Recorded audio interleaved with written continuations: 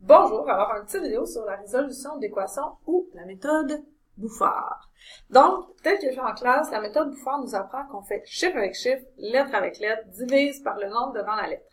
Et en fait, c'est quoi? C'est regrouper les termes semblables ensemble et ensuite de ça, diviser pour trouver la réponse de la valeur de x. Alors, un petit exemple. Donc, si j'ai 3x plus 8 qui est égal à 10, l'égal, c'est comme le mur à ne pas franchir. Un peu, en classe, je vous ai dit, comme si tu une sœur ou un frère, ben, chacun dans votre chambre, puis viens pas dans ma chambre, puis toi, tu iras pas dans la mienne.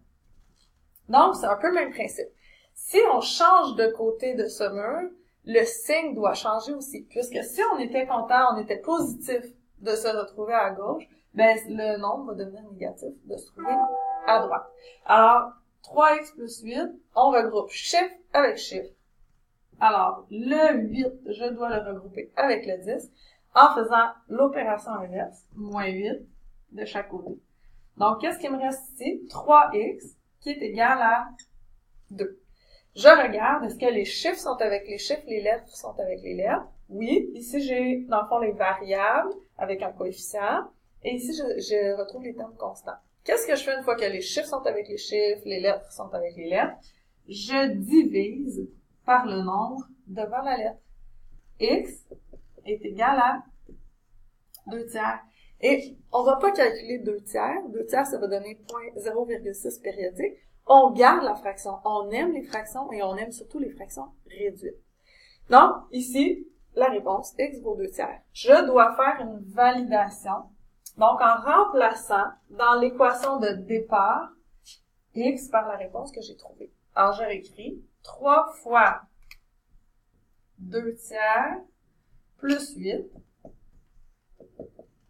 Et je me demande, est-ce que c'est égal à 10? Donc, est-ce que c'est égal à 10? On regarde. 3 fois 2 tiers, ça nous fait 6 tiers. 6 tiers, ça correspond à 2.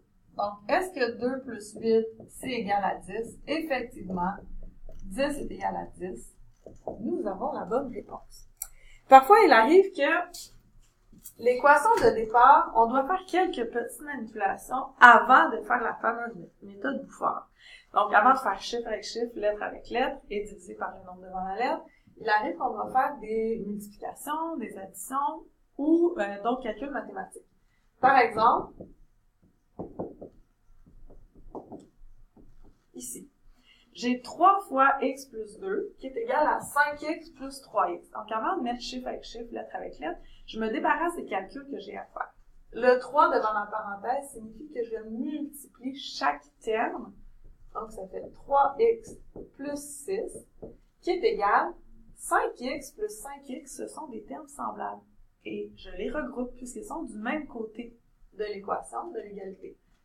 8x. Chiffre avec chiffre, lettre avec lettre, je divise par le nombre devant la lettre. Donc, les lettres sont de ce côté-ci. Je vais donc envoyer le 3x avec le 8x en faisant l'opération inverse. Je vais avoir 6 qui est égal à 5x, puisque 8x moins 3x, ça donne 5x.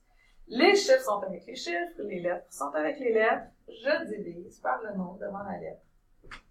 Donc, x est égal à 6 cinquièmes. Et je n'oublie pas de faire la validation, c'est-à-dire que je dois aller valider.